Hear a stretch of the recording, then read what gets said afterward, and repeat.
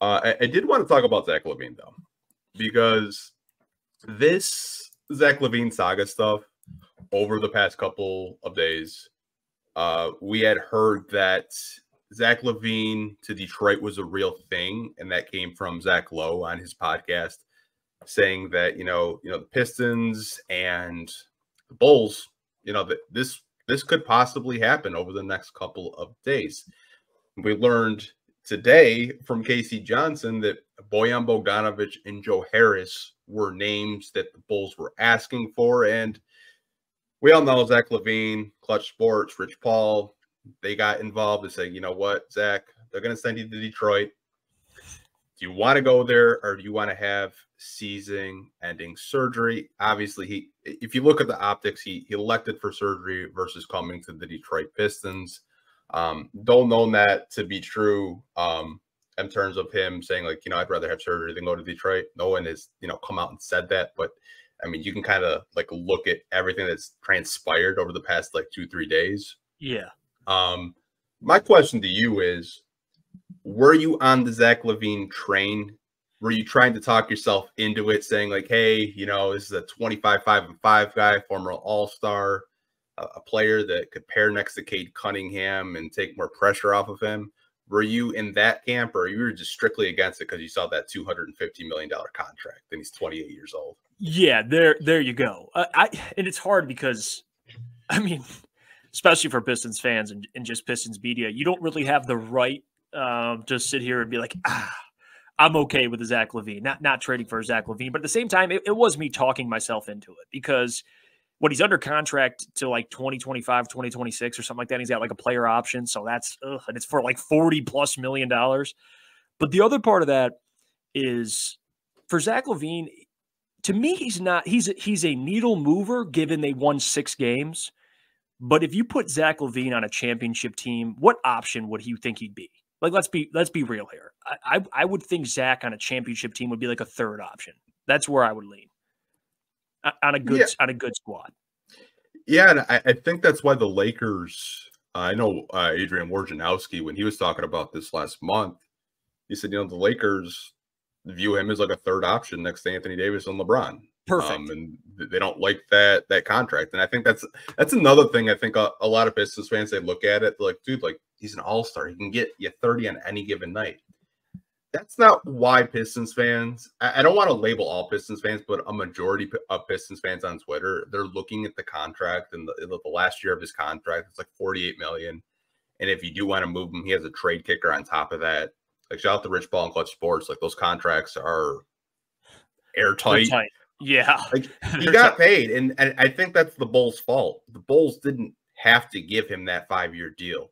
They didn't have to do that. And you watch the Bulls, they look a lot better with Colby White running the show. Says a lot, don't it? And he's making 10 times less than Zach Lavine is. So, yeah.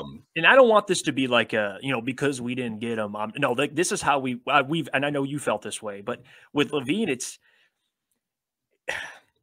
number one, this team needs they need to be better defensively. Zach Lavine doesn't solve that. And the other thing is, if you go out and trade for Zach Lavine, I don't know what the trade package would consist of, but to me, this feels, and I have to watch here because I do have a found respect for this player when he was traded, but a Blake Griffin-esque type of deal where you're in desperation mode, you go trade for a prior all-star, and they both have had injury issues. Now, Zach Lavine over the last couple of years has been healthy, but you look at the start of his career, he's missed a ton of games, and he's going to miss a majority of this season now. So it smells like a trap. He'd be tied up to a contract where it'd be hard to get rid of him.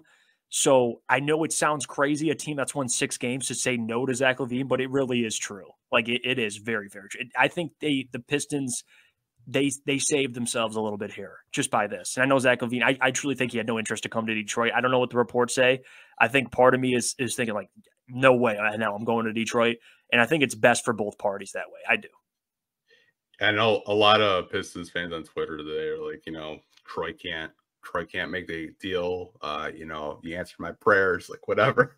Because I know people, whether it's on YouTube, whatever social media platform, they're funny as hell. Like, some of the stuff I read has me dying all day. I know you mentioned Blake Griffin, and I think when you look at it contract-wise, you could make that parallel. But what I would say to that is I think when Blake came here, Blake was like, all right, I'm the captain now. This is my team. He put the team on his back, had his best year statistically throughout his career. The Pistons were a 6 seed at one point. Yep. Blake was scoring 25 a night. I don't know if you trade Zach Lavine, he has that same mindset. No. Because throughout his career, he hasn't really been that alpha that it's my team now. When they brought in DeMar DeRozan and Nikola Vucevic, you read articles of him being upset that it was a tight game and he didn't get the basketball down the stretch. Like, to me, like when I read stuff like that, I don't want that going into a young, rebuilding Detroit Pistons locker room with guys like Cade Cunningham and Jaden Ivey that are very impressionable right now because they're still very young. I don't want them feeling some type of way and neglected because you have a guy that has a really big ego thinking he needs his 25 touches a night and he needs to be averaging 30. And if he's not scoring 30, he's upset.